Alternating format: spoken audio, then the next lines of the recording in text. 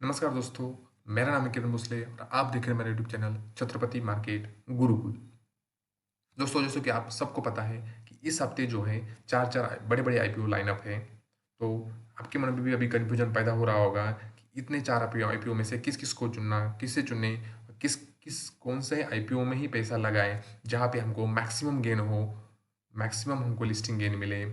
तो इसके लिए जो है आज मैं एक आईपीओ का एनालिसिस लेके आया हूँ। हम उसका कंप्लीट रिव्यू करेंगे और मैं बताऊँगा कि इसमें आपको क्यों अप्लाई करना चाहिए या फिर नहीं करना चाहिए।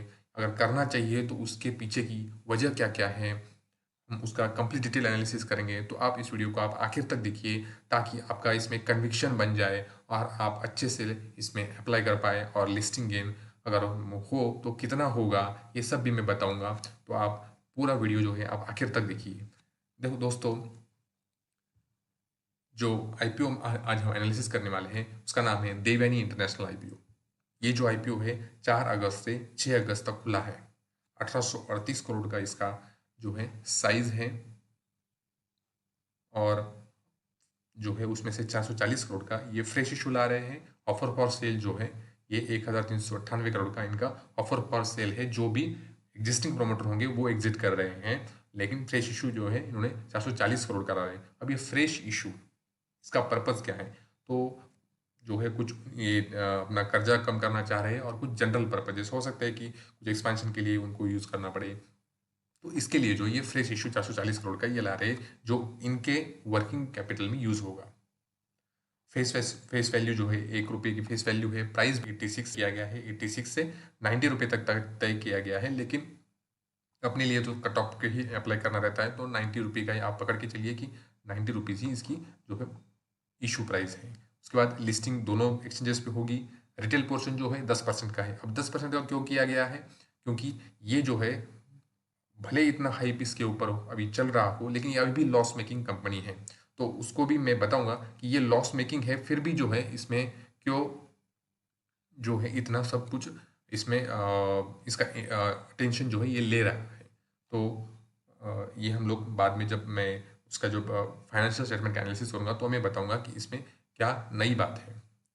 इसमें जो है 165 जो है मिनिमम लॉट साइज है इसकी, मैक्सिमम अप टू 145 अप्लाई कर सकते हैं। प्राइस जो है इसका जो है आईपीओ 3 4 से 6 तक खुला रहेगा। अलॉटमेंट 11 तारीख को आपको हो जाएगा। लिस्टिंग जो है इसकी 16 तारीख को होने वाली है। तो अब हम देख लेते हैं कि ये जो देवन इंटरनेशनल है ये करती क्या है। तो देवन इंटरनेशनल ये क्या है? ये लार्जेस्ट फ्रेंचाइजी है यम ब्रांड्स इन इंडिया और ये जो है लार्जेस्ट ऑपरेटर चेन है quick service restaurants in India. Quick service restaurants जैसे आपने देखा होगा जुबिलियंट फूड वर्क्स, उसके बाद अभी जो हाल ही में पिछले 2-3 महीने पहले लिस्ट हुई थी बारबेक्यू नेशन, उसके बाद बर्गर के किंग कह लीजिए उनके भी रेस्टोरेंट्स है। तो ये जो है क्विक सर्विस रेस्टोरेंट, इसमें ये लार्जेस्ट ऑपरेटर चेन है। यम ब्रांड्स की भी ये लार्जेस्ट फ्रेंचाइजी है। लेकिन अब जैसे जुबिलियंट फूड वर्क हो गया, बर्गर किंग्स हो गया, इनके पास भी कुछ ब्रांड्स है, लेकिन इसके पास जो है ना 3-3 बड़े-बड़े ब्रांड है। आप देखो KFC global chicken restaurant brand इसके पास है। पिज्ज़ा हट जो स्पेशलाइज है ready to eat pizza products और बड़े-बड़े जो है इसके रेस्टोरेंट चेन है, इसके पास है उसकी franchisee. Costa coffee a global coffee shop chain, इसके पास है उसकी फ्रेंचाइजी। आप देखेंगे तो 696 स्टोर्स है उसके एज ऑन जून 2021। 696 स्टोर है, उसमें से 605 जो है कोर ब्रांड्स के हैं। केएफसी, पिज्जा हट, कोस्टा कॉफी। केएफसी में 264 है, पिज्जा हट में 297, कोस्टा कॉफी 44। बाकी अदर बिजनेसेस भी है। अदर बिजनेसेस में आप देखेंगे तो अदर उसके वैंगो, फूड स्ट्रीट, मसाला ट्विस्ट, एले बार, एमरेली, क्रॉस जूस बार, ये सब जो है उसके अदर बिजनेसेस में आते हैं। इसके अलावा ये तो उसके 696 इंडिया में ऑपरेट करती है। उसके अलावा वो नेपाल और नाइजीरिया में भी इंटरनेशनली वो जो है 37 केएफसी एंड पिज्जा हट रेस्टोरेंट चेन जो है वो इंटरनेशनल भी 2 कंट्रीज में वो अभी तक ऑपरेट करती है। और अगर इंडिया में हम लोग देखेंगे तो ये 26 स्टेट्स में है और 3 यूनियन टेरिटरीज में है। और अब इसमें जो है नई बात इसमें क्या है कि इनका जो कोर ब्रांड का जो स्टोर ग्रोथ है वो 14% सीएजीआर से ग्रो हुआ है FY19 से लेकर के 21 तक। उसमें भी जो है केएफसी जो है चिकन ब्रांड वो 40% के CAGR से ग्रो हो रहा है। मतलब ये जो बिजनेस है काफ़ी डिमांड में है, और हम कह सकते हैं कि फ्यूचरिस्टिक बिजनेस और एक मास अपील वाला बिजनेस है ये। तो इसके जो है हम लोग देखते हैं कि प्रमोटर कौन है। इसके प्रमोटर है Ravikant Jaipuria, Varun Jaipuria and RJ Corp. ठीक है, अब इसके जो है कॉम्पिटिटिव स्ट्रेंथ क्या है, तो ये वेल रिकॉग्नाइज्ड QSR ब्रांड है, लार्जेस्ट फ्रेंचाइजी तो मैं बताया आपने को। अब इसमें क्या है, जैसे KFC है, का पिज्जा हट हो गया, कोस्टा कॉफी हो गया, ये सब जो है एक सिनर्जी पैदा करता है। उस कारण से क्या होता है कि ऑपरेटिंग लिवरेज बेनिफिट होता है कि आप एक ही जगह से जो है ये तीन तीन ब्रांड आप ऑपरेट कर सकते हो, और एक आपको सिनर्जी मिल जाती है, और आपका बेटर ऑपरेटिंग लिवरेज जो है वो आप इसमें कर सकते हैं। इस कारण से जो है ना, इसके जो जो भी मार्जिन्स है बाकी सारे जो इसके पीयर्स है उसके कंपेयर में ये हमेशा अच्छे दिखेंगे आपको। तो ये इसका जो है कॉम्पिटिटिव स्ट्रेंथ है। और क्या है कॉम्पिटिटिव स्ट्रेंथ है इसकी, वो मैं बताता हूँ। ये जो है इन्वेस्ट कर रही है टेक्नोलॉजी एंड डिजिटल इकोसिस्टम में for driving sales and guest experience, improving operation efficiency. और इसका जो प्लान है वो ये है कि ये इन्वेस्ट करना चाहती है ऑटोमेशन में और आर्टिफिशियल इंटेलिजेंस में। और जो डिजिटल एसेट जो है ना इसी का, यही इसका जो है की कॉम्पिटिटिव एडवांटेज है। इसने जो है डिजिटल अपने इकोसिस्टम जो इसने खड़ा किया है, ये इसका एक कॉम्पिटिटिव एडवांटेज हम लोग इसको कह सकते हैं। तो ये तो हो गई इसके कॉम्पिटिटिव स्ट्रेंथ की बात। बट अब इसके फाइनेंशियल्स में भी उतनी स्ट्रेंथ दिख रही है क्या, उसको हम लोग देखते हैं। तो अगर हम लोग देखेंगे फाइनेंशियल स्ट्रेंथ में, फाइनेंशियल स्टेटमेंट में, तो यहाँ पे देखेंगे तो 31 मार्च 2019 में इसका जो रेवेन्यू था वो लगभग 1330 करोड़ के आसपास का था। उसके बाद वहाँ से जो है ये 20 में भी हमको जंप देखा। अब 2021 में तो आपको पता है कि कोरोना के कारण बहुत सारे रेस्टोरेंट चेन जो है शट डाउन करना पड़ गया था, तो उस कारण से आप यहाँ पे रेवेन्यू में ड्रॉप आप देख सकते हैं। लेकिन अब आप पैट में आएंगे और प्रॉफिट देखिए तो ये अभी भी लॉस मेकिंग कंपनी है। देखिए अभी भी जो है 62 करोड़ का इसने लॉस किया है। पिछले साल 121 करोड़ का लॉस था, उसके पहले 94 करोड़। तो यहाँ पे तो आप प्रॉफिट बोलेंगे तो ये तो सर लॉस मेकिंग कंपनी है। तो अगर ये लॉस मेकिंग कंपनी है तो क्या हम इसको अप्लाई करें? ये लिस्टिंग इस निगेटिव में हो सकती है, क्योंकि ये तो प्रॉफिट ही नहीं बना रही है, फिर कैसे चलेगी? तो यहाँ पे हमको क्या करना है कि कोई भी जो ये फॉरवर्ड लुकिंग बिजनेसेस है, ये जो है प्राइस टू सेल्स, आप या आप कह लीजिए कि इंटरप्राइज वैल्यू बाय सेल्स पे जो है उस बेसिस पे इसको हमको कंपेयर करना रहता है। उसी बेसिस पे ये जो है ये ट्रेड करती है। यहाँ पे देखिए हम लोग रेवेन्यू देख रहे हैं, तो हम लोग इसका कंपैरिजन कर लेते हैं कि बाकी जो इसके जो पीयर ग्रुप है वो यहाँ पे जो है खड़े होते हैं। अगर हम बाकी ग्रुप में देखेंगे पीयर कंपेरिजन, तो देखिए देवेन इंटरनेशनल जो है ये 62 EV बीटा, अगर हम 90 रुपीज़ का इशू प्राइस ले लें तो 62 EV बीटा पे ट्रेड कर रही है। और जुबलियन फूड 66 पे, वेस्ट लाइफ जो है मैकडोनल्ड्स वाला, तो वो 206 है उसका। तो यहाँ पे हम लोग देखेंगे कि ये अब 90 रुपीज़ का इशू प्राइस है यहाँ पे, ये तो हमको फिर सस्ता है। अगर हम ईवी सेल्स पे अगर बात करें, ईवी सेल्स पे, तो ये तो 9 के सेल्स पे ही जो है हमको मिल रही है, जबकि जुबलियन फूड 15 के सेल्स पे चल रही है, वेस्ट लाइफ 10 पे है, बर्गर किंग जो है 14 के सेल्स पे जो है वो ट्रेड कर रही है। अब इसमें प्रॉब्लम है कि इसमें जो है सिर्फ जुबलियन फूड जो है यही जो है बस एक प्रॉफिट मेकिंग कंपनी है, बाकी सारे जो है लगभग लॉस मेकिंग कंपनी है। बट सेल्स जो है, सेल्स में हम लोग इन सारे कंपनियों की बढ़ोतरी जो है ईयर ऑन ईयर देख रहे हैं। लेकिन उसमें भी अगर हम इशू प्राइस के हिसाब से देखें तो देवेन इंटरनेशनल जो है 9 के ही सेल्स पे ट्रेड कर रही है। तो अगर हम जो है यहाँ पे देख सकते हैं कि ये उनमें कितने सस्ती है। तो अब यहाँ पे हम लोग देखते हैं कि कोटा कितना रिजर्व किया गया है। यहाँ पे जो है इंस्टीट्यूशनल इन्वेस्टर को 75% कोटा दिया गया है, जो हाई नेटवर्थ इंडिविजुअल है उनके लिए 50% का कोटा रिजर्व है, रिटेल इन्वेस्टर के लिए 10% का कोटा रिजर्व है, और जो इम्प्लॉई है उसके लिए 5 लाख का जो है कोटा रिजर्व किया गया है।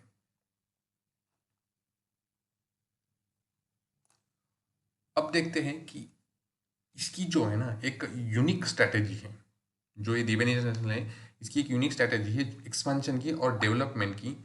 उसको में हम देखते हैं ये क्या कर रही है। जो हाई पोटेंशियल लोकेशन है, हाई पोटेंशियल लोकेशन कौन से, एक like high street malls, food courts, hospital, business hub, airport, transit area, यहाँ पे ये क्या कर रही है, यहाँ पे ये सब एरिया पे कॉन्सेंट्रेट कर रही है ताकि ज़्यादा से ज़्यादा लोगों तक पहुंचा जाए। इसकी जो कोर ब्रांड्स है KFC, पिज्जा हट, कोस्टा कॉफ़ी, ये हाईली रिकॉग्नाइजेबल ब्रांड है और साइजेबल ग्लोबल फुटप्रिंट है इनका।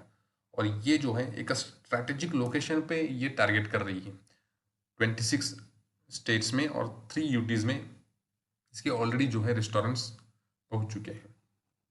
तो इसको भी हमको एक ध्यान में रखना पड़ेगा।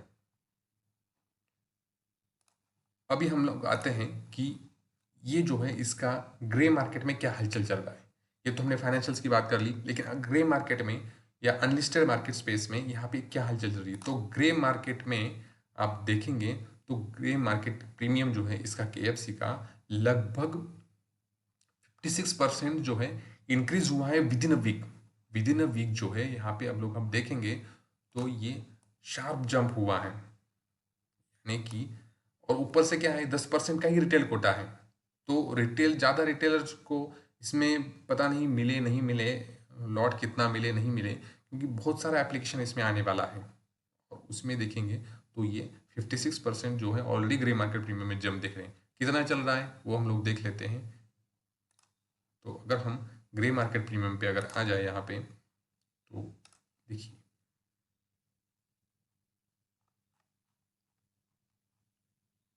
इसका जो है ग्रे मार्केट प्रीमियम जो है देखेंगे तो कांस्टेंट बना हुआ है 50 रुपीज़ पे। और अभी जब से ये अभी कल से शुरू होगा 4 तारीख से, तो इसमें और हम थोड़ा सा जंप हम देख रहे हैं, ये 55 रुपये तक आया है।